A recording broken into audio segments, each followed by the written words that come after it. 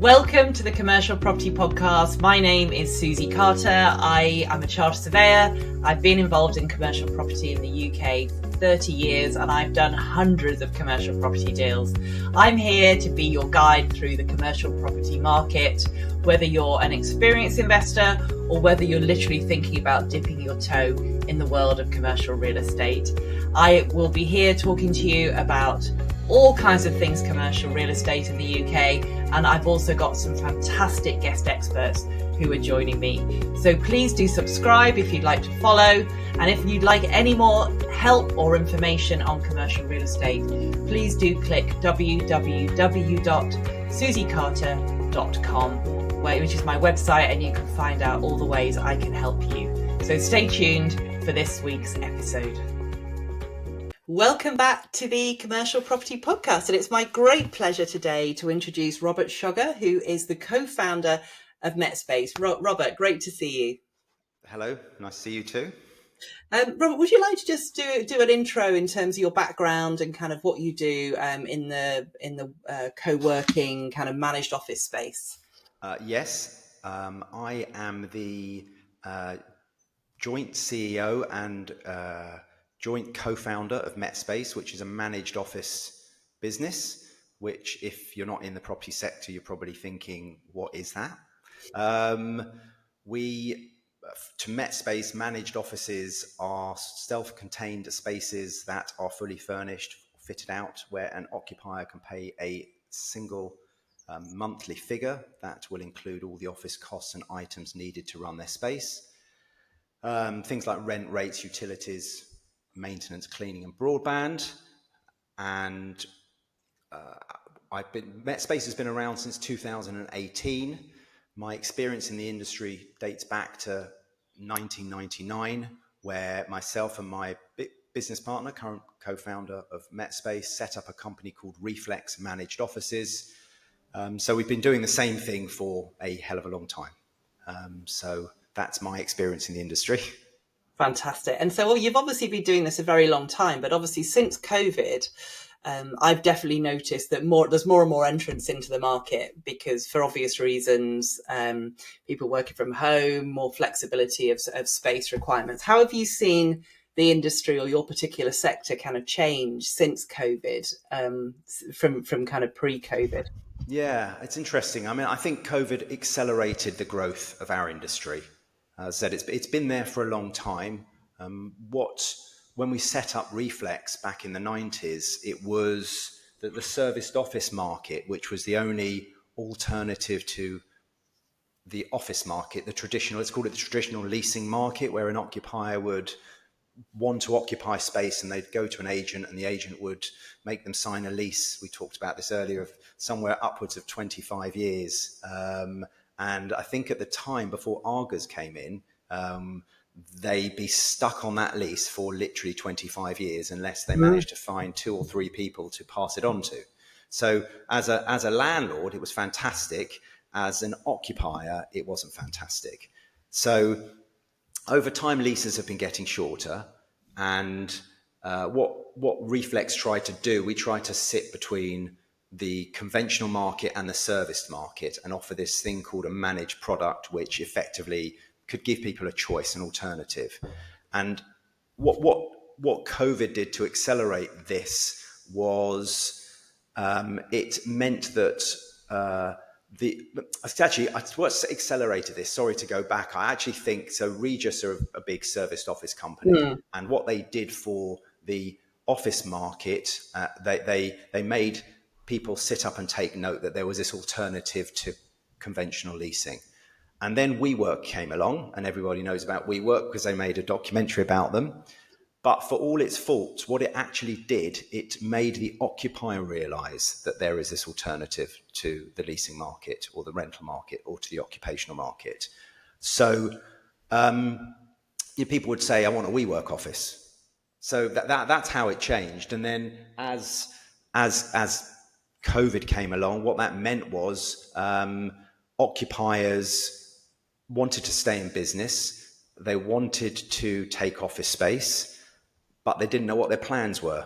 So and landlords who had empty buildings were very nervous that they were never going to find an occupier again, and they had banks, or they were relying on the rental income for their living, needed an occupier. So it shortened the expectations of everybody, and businesses could think about their business without worrying about fixed commitments for long term. Because I don't think any business really stays the same after a few years. They'll grow, they'll contract, they'll move. It's a fluid thing, a business. Yeah. So I think COVID changed things. It's just accelerated the market. Yeah, no, that makes perfect sense, and certainly the market seems to be in flux now. There seems to be like a general sentiment of moving back to the office, doesn't there? But Yeah. it's so different between each sector and each type of business. So Yeah, and I think managed offices are a term that's now, I guess if there was a trending scale, I reckon managed would be top of the trending scale in the market at the moment. And I think it's difficult, and it can get confusing for landlords. I think it can get confusing for agents, for occupiers, because when you're in the middle of any growth cycle, any growth market, you have companies jumping into that sector, and you have a lot of companies jumping into that sector that don't quite know what they're doing, but they'll take that term managed and say, this is what we do. yeah, And I'm not, disparaging on anybody, because there are some great companies out there that do it very well. But I think it's about trying to find what managed actually means, and I think that MetSpace does it very well and is quite true to the term managed, which is what I explained earlier. This yeah, all-inclusive product. yeah. No, definitely. But I suppose, yeah. So not every managed office approach works. Correct. And I presume that differs across kind of regions, locations. So how do you? I mean, you're obviously very much concentrated on central London, Yeah. but how did? I mean, and I presume there's pretty obvious reasons behind that in terms of the volume of businesses. But how do you kind of do your market research when you're going into a location? How granular do you get on that? Um,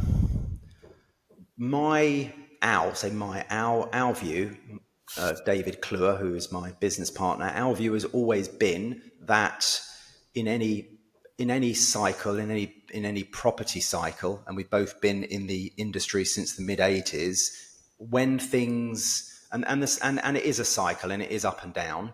And when you're at the bottom of the cycle, if you are in the industry and you want to stay in the industry and still work in it, you need to be in the right location. And as long as you're in the right location, and for us, central London is the right location, for all its faults and whatever people do or don't believe in, London is its own market. And most businesses aspire to be in London, to have a base there. And then there are micro markets of London. And if you are around Oxford Circus, Tottenham Court Road, Soho, now other train stations like King's Cross, Victoria, those sorts of things, access to mainline stations, that's what's vital to the ability for a landlord to be able to let his space. And that's Yeah. what it's about at the end of the day. As long as there is a demand for office space, you will be able to let it if you're in the right location. Yeah, no, absolutely. And how do you assess the competition? Kind of, or is London such a vast market that you don't necessarily need to get as detailed with that competition analysis as you might do maybe in the regions? Um, So kind of how do you work out the capacity of those particular markets? well, what that's a good question. That's quite a difficult question to answer, because it comes back down to, competition is healthy. When we started Reflex in the late 90s, it was difficult because we were starting out a business where nobody else was really doing what we were doing. There were serviced offices, there was conventional offices, and there was us in the middle providing this product in townhouses where there was no reception, but there was a room with desks, chairs, phones, a fax machine back in the day. People probably won't know what that is. Broadband, Oh all gosh, all the essentials of running an office, yeah, and it's what MetSpace is today, but just a sort of a larger version of that, larger floors. So the competition, it's good when there's competition because it means that you're in the right space and other people are doing it. And I think that we're in a sector, a sector and a subsector, London, office market and London, where there's always been demand for office space in central London. So we know what we're doing. We know how to do it. We know what occupiers want. So we can provide that product. And then it's just a question of where we go. yeah, And at the moment, there's good choice because, I mean, we might touch on this later. There's a lot of empty office space and there's a lot of secondary office space out there that needs to be brought back to life and improved for, sustainability, EPC reasons. So, MetSpace has a product that works. So yeah, that's a really long-winded way to answer your question, and I'm not sure I actually answered it. no, I think that's a great way to answer the question because actually, I think we're all programmed to think that competition is bad. But as you know, and I know, having worked in the industry a very long time, is that, for example, in retail, sometimes having the same kind of operators together can actually work really well because it becomes a destination. So it's that similar type of principle, I think, isn't it? That, if there's demand, if you can do it better than other people, then happy days. Yeah, absolutely. Absolutely. It's very difficult to go to a landlord and say, this is what we do, this is why we do it, and believe in us. And they say, well, who's your competition? And you go, no one's doing it at the moment. Yeah. I totally understand the reticence. And that's what it was like in the early days. And then that's what it was like in 2018 again, but we had a bit of a track record. And now we're 2025, 7 odd cycles on, and we've got almost 60 floors and only sort of 20 odd landlords. So it's MetSpace is building momentum as a result of there being competition. Fantastic. I don't want to mention who they are, but yeah, some of them do a good job for us, a good PR job for us because they're good at what they do. Yeah, good. And your model is a rental model rather than a purchase model, or do you do both? It's a rental model. We partner with landlords, so we enter into operating agreements. Mine and David's, our background is mine's commercial investment property, his is residential investment property, and we were friends before we were business partners. But we took a similar path, left school at 17 and went into sort of the property industry. And my job was to advise clients on the sale and acquisition of commercial investments nationwide. Back in the day, companies like Sun Life of Canada or Prudential, those sorts of companies. Private individuals, 25-year leases, FRI terms. Yeah, those misty-eyed days. Wow, yeah. So, and David's was the same. So we've got when we set up MetSpace, Reflex was a traditional leasing model. We would go and take a long lease on a floor, 15, 25 years, and we're buying long and selling short to occupiers. We thought when we sold it in 2015. We had a non-compete clause, and we had a good few years to think about wanting to do it again and how we would do it again. And we tried to look at it from the perspective of a landlord. What would a landlord want? What would a supplier want? What would an occupier want? So there are effectively three main clients, and all of them are clients. And how could we sit in the middle and service their needs as efficiently as we possibly can? And from the landlord's perspective, it was about giving him access to our knowledge base and our expertise to be able to generate income from the space with making sure that there's suitable risk on both sides. The old age-old question: what's in it for you, or where's your risk? That Yeah. comment that seems That's to the skin miss. in the game. Yeah, where's the skin in the Yeah. game? Correct. So we thought of the hotel model where you have operator agreements, where someone can own a building, then somebody else comes along and manages it under an operator agreement and will share the revenue. Yeah. And there's the perception for the landlord is, there's more risk to that. But because leases have got shorter, there is, and the perceived risk, once you explain it correctly, goes away.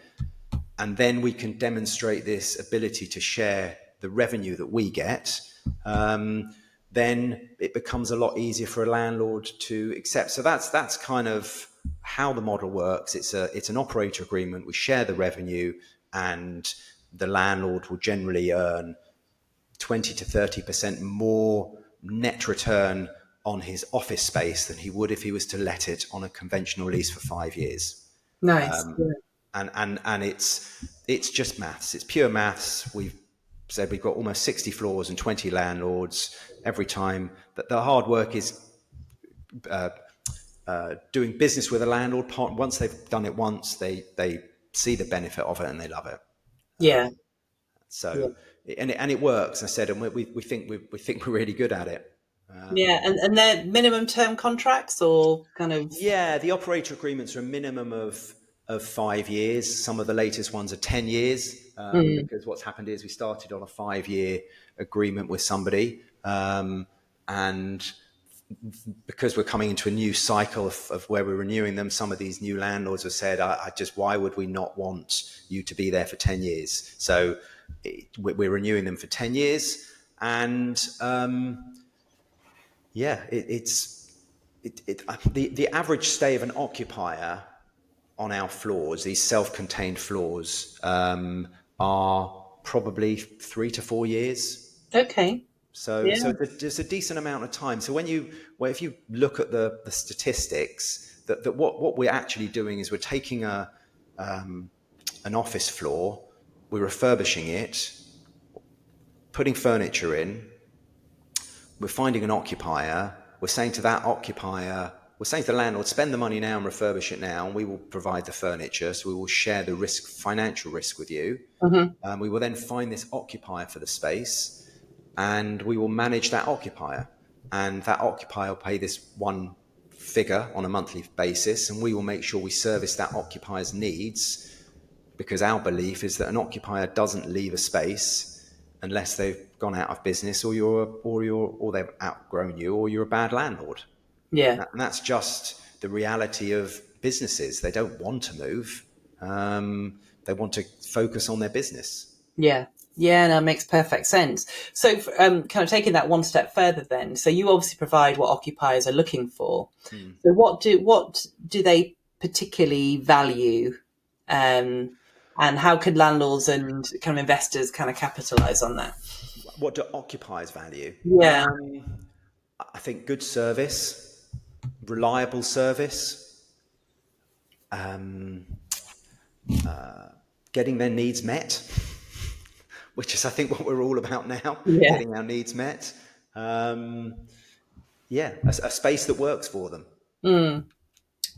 And so specification is important as well. Yeah, really important. I think a lot of the time, when we talked about people coming into the market, the traditional leasing market was all about, I have an empty floor.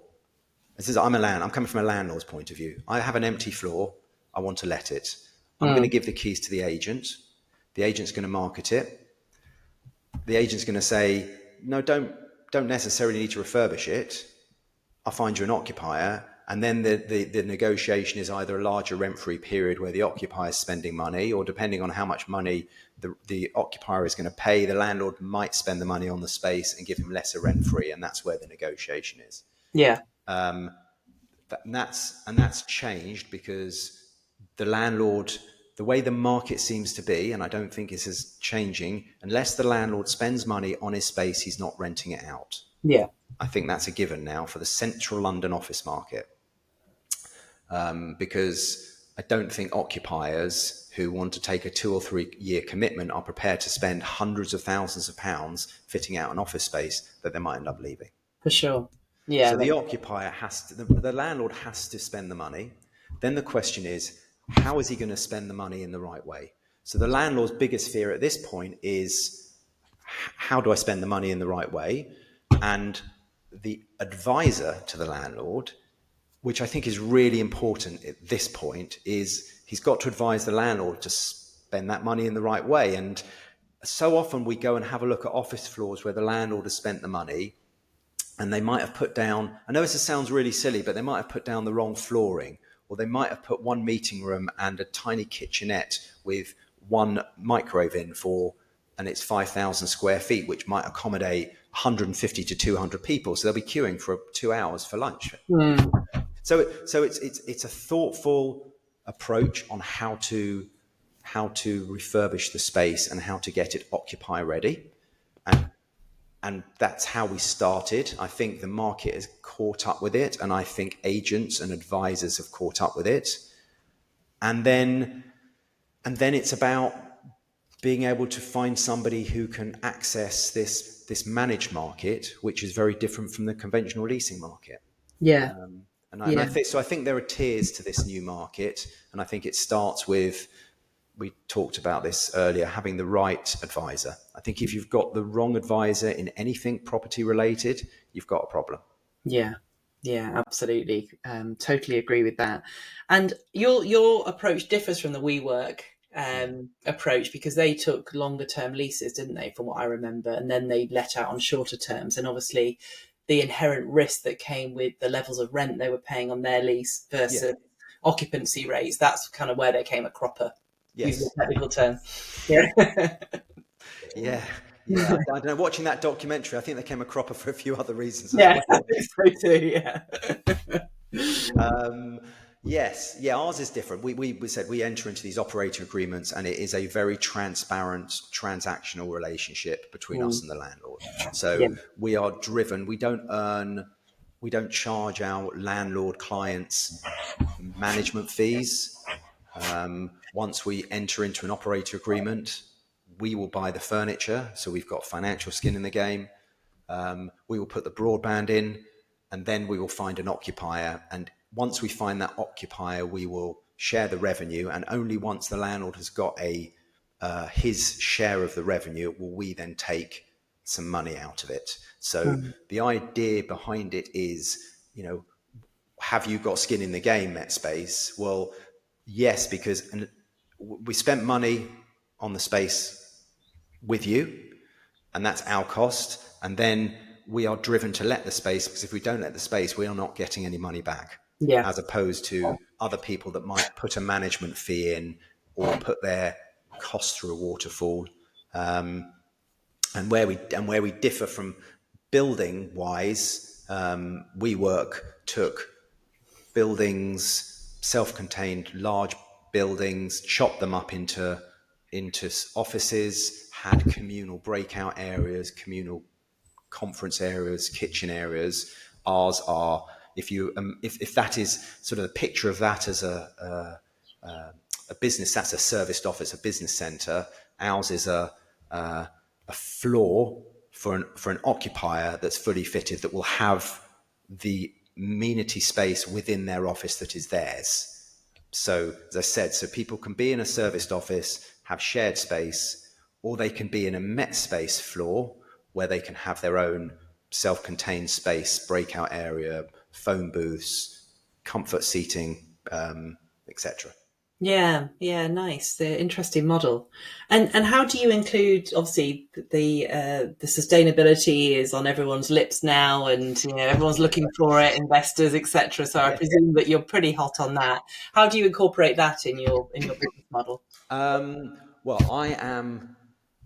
I'll put my hands up. I am not a sustainability expert, I'm pleased to say. But we do employ consultants and have people work for us that are experts in sustainability, and our contractors that do our fit outs are all aware of the our refurbishment sort of model and what we're trying to achieve. So everything we do is about sort of upcycling, recycling, the sort of lighting we use, the flooring we use. What we're trying to do is, I mean, there's a lot of Grade B office space in London, and there's a lot of office space that is going to fall foul of the EPC ratings. Yeah. And what we do is we will improve the EPC of a landlord's floor with the materials that we use because of the nature of the products.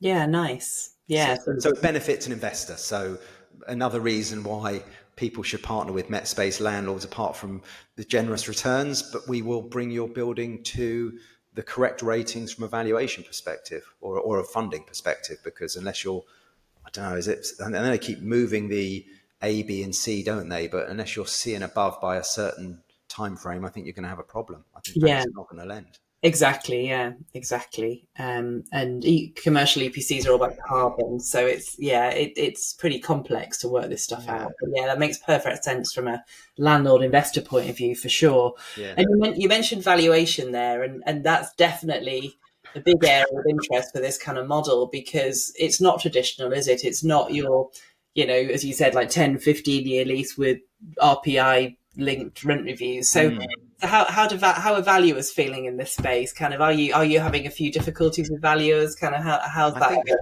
I think valuers are feeling nervous at this point. Yes. Because they're going to have to get their head around valuing something in a different way, in a new way. Yeah. Is what I think. I think they were probably hoping, and the same with a lot of traditional agents, that this would go away.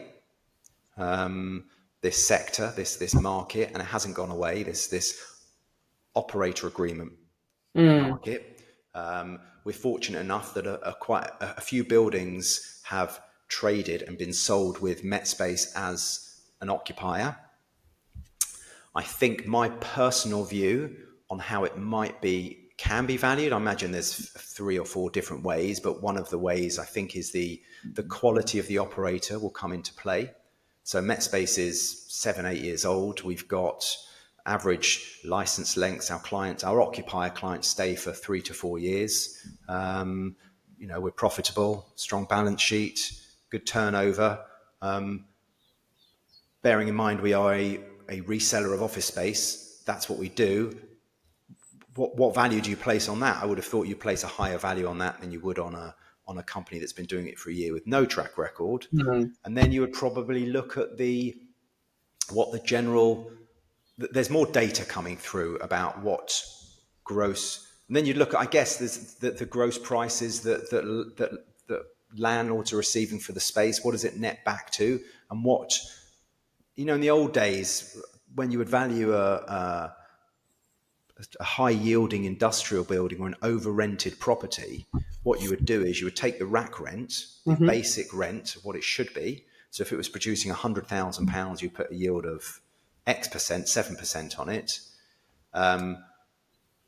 If you were receiving £150,000, but it was really £100,000, you would value the £100,000 at 7%, and the extra £50,000 you would value at 12% because it's not real. And when the lease expires, you'd have to rent it at the correct lower rent. So I imagine it might be something like that, where they would take the top slice of income and value it that way. So they do a basic value and then the top slice. I don't know. I'm guessing here. But I think it's difficult for them, but they will have to change and they will have to find a solution. Yeah, for sure. Not just in offices either, I would think that this is quite relevant for lots of different, because this kind of model is, shorter leases, more kind of partnership between landlord and tenant. It is becoming much more common now, isn't it, than it ever was. Yeah. I think the occupiers' needs need to be considered. They are important. It's not just a landlord's market. It's flipped into an occupier market, but it can be a both market, if you like. I think we'll probably look back in 20 years' time and go, this was the time when the office market changed. Yeah, for sure. And at the end of the day, if you've got a office unit that's not lettable, and this is a model, like, it's got to be a massive upside for landlords, hasn't it? Yes. Yeah. It's just a landlord has to, if you owned a building pre-COVID and you've owned it for 20 years pre-COVID, you've got to get your head around the fact that you've got to do something different to it. Yeah. If you have it, if you know you're an expert in advising people, so I think that as well as I do that unless you invest in the property and the asset you own, it's going to fall into rack and ruin. Yeah, for sure. So they need to look after it, and if they do it now, then they should benefit from decent returns. Yeah. Yeah. I mean, it's either that or pivoting into a different, into residential, which won't work everywhere. I mean, it does work in London largely, but it won't work in a lot of towns and cities across the UK. So to have this kind of model, is a great solution for, I mean, I've got lots of clients who are doing this model in a different way. They're kind of, rather than that partnership model, they're kind of actually setting it up themselves. So they're kind of putting lots of different uses in, from health to small offices to storage, all kinds of things in one office. And, I think those kind of more creative solutions are really important. Yeah, definitely. Yeah, definitely. And I think occupiers are prepared to pay for quality.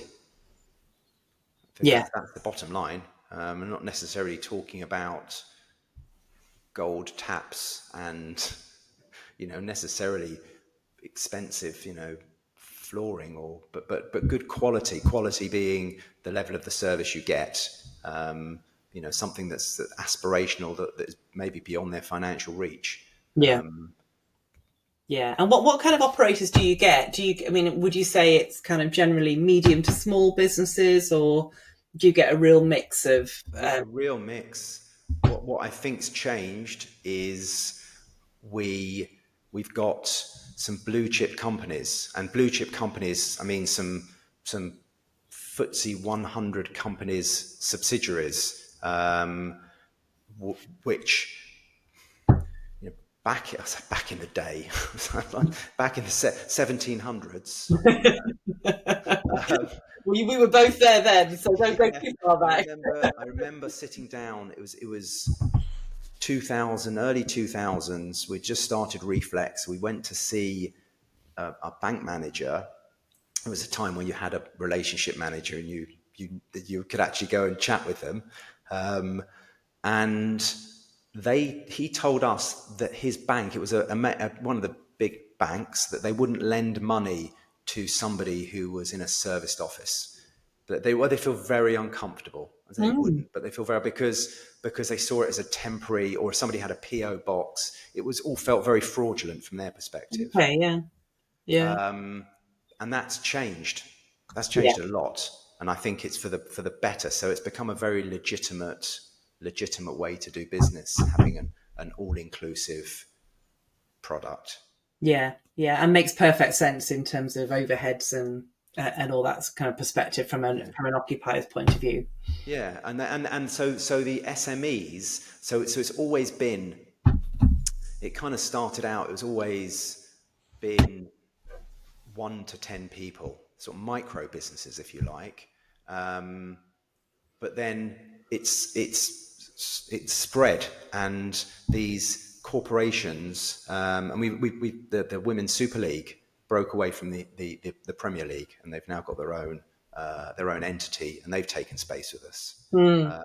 We've got a massive bank, said, and a couple of other FTSE companies, and I think it's become acceptable to take a managed office or takes a floor in a space, or some serviced offices, because businesses don't know what they're going to be doing in the next couple of years. And this is where landlords have to be more flexible, and valuers have to be more creative and thoughtful, and lenders have to be more aware and open. Otherwise, it will stifle investment in the market. Yeah, no, that makes sense. And so what kind of marketing do you do to occupiers? How do people know about you as compared to other kind of managed offices? There's an agency side to our market called sort of the broker market, the flexible broker market. We work very closely with them. I'd say all our leads come through there.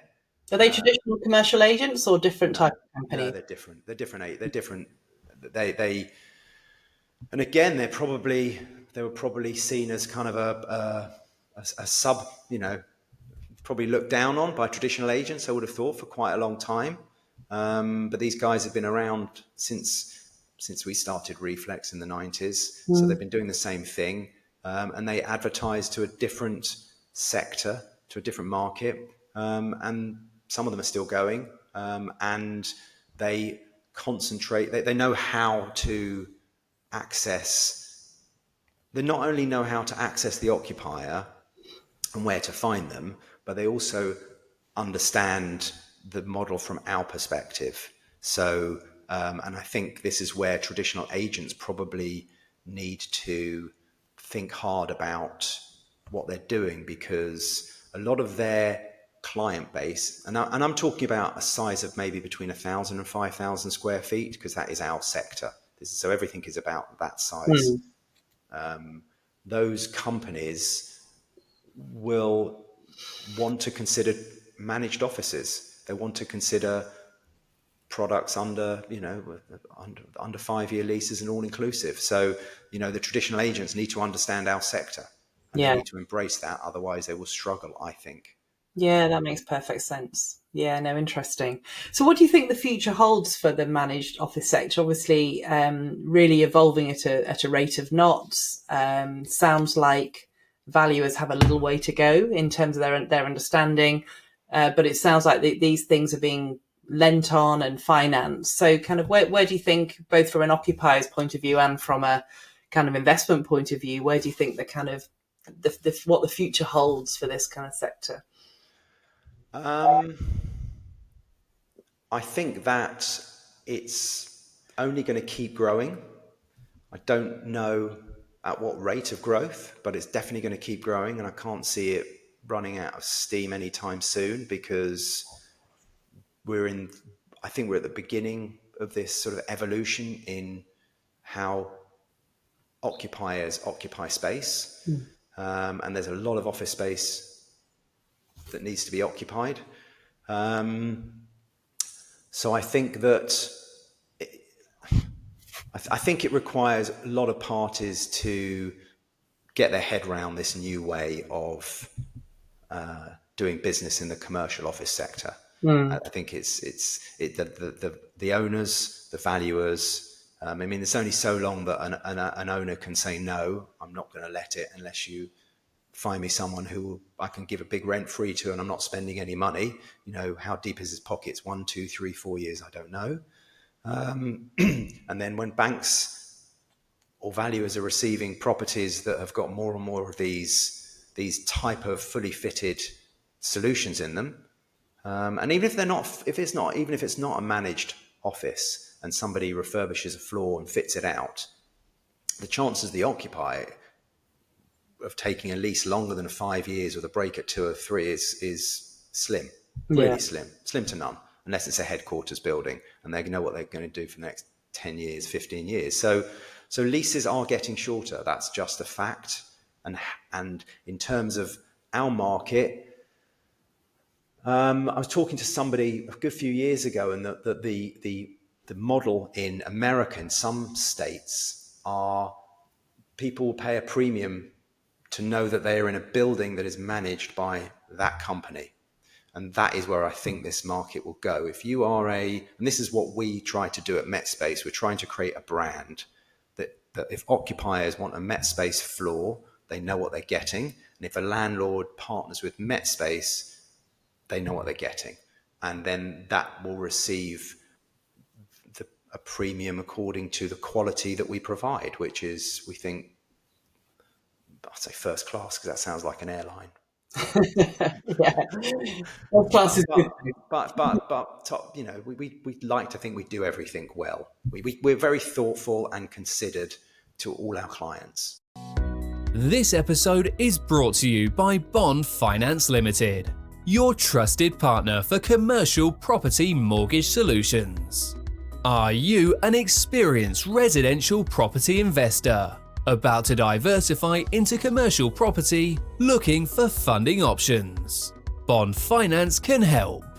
Whether you're planning to expand, refinance, or make a major property investment, Bond Finance provides expert advice with access to a wide range of lenders, from high street to specialist. Book a free discovery session today to explore how we can tailor commercial funding solutions to your unique investment strategy. Visit www.bondfinanceltd.co.uk and take the next step in your commercial finance journey. All three clients. Yeah.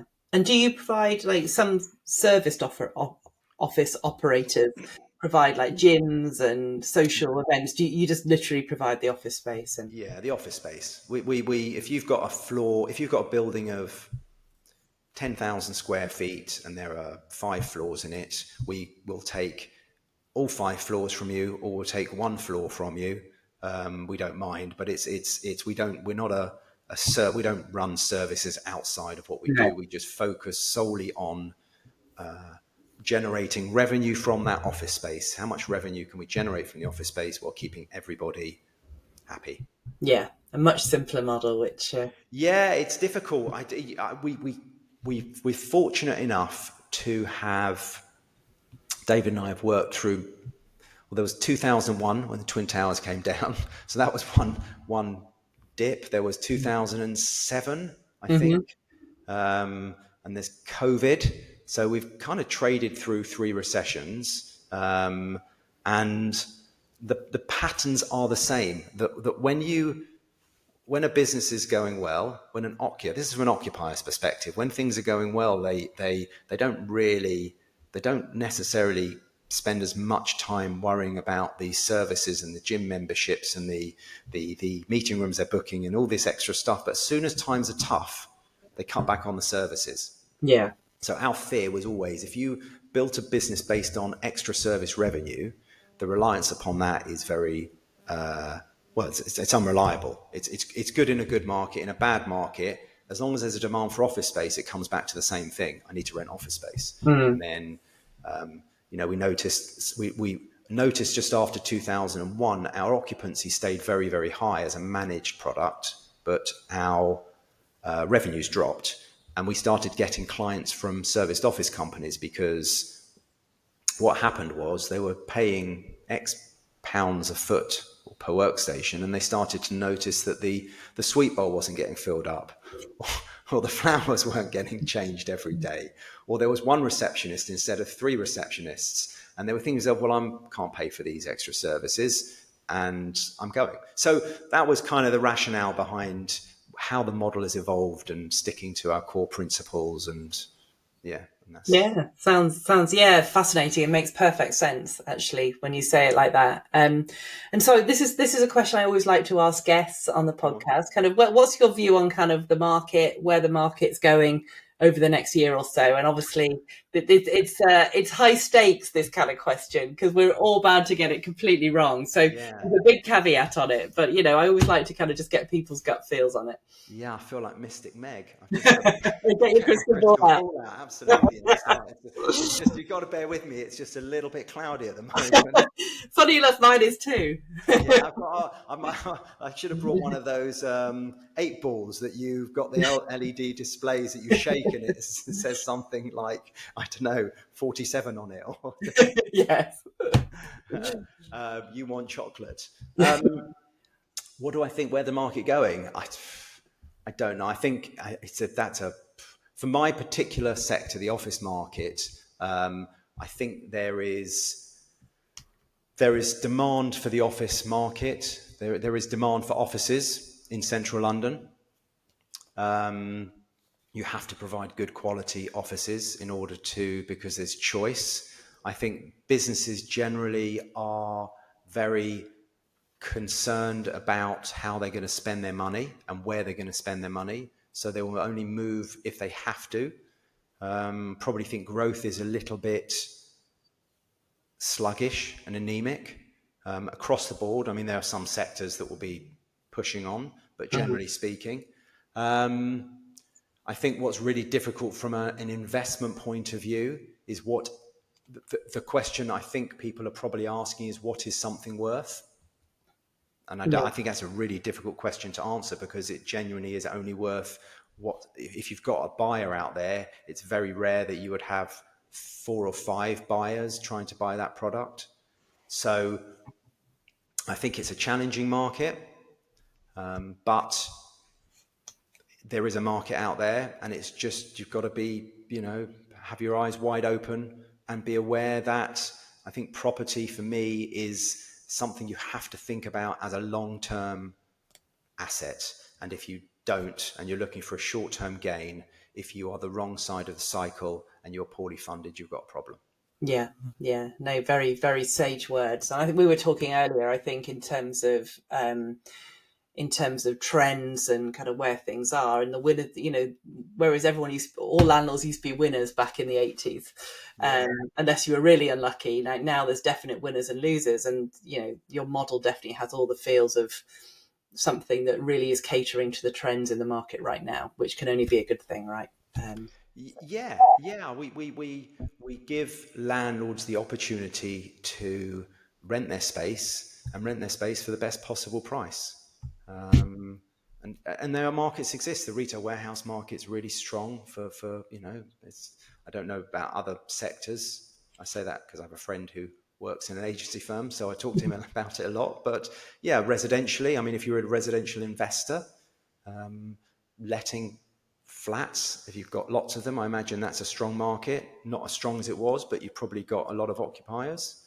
I reckon residential development, probably tough. I mean, what do you think?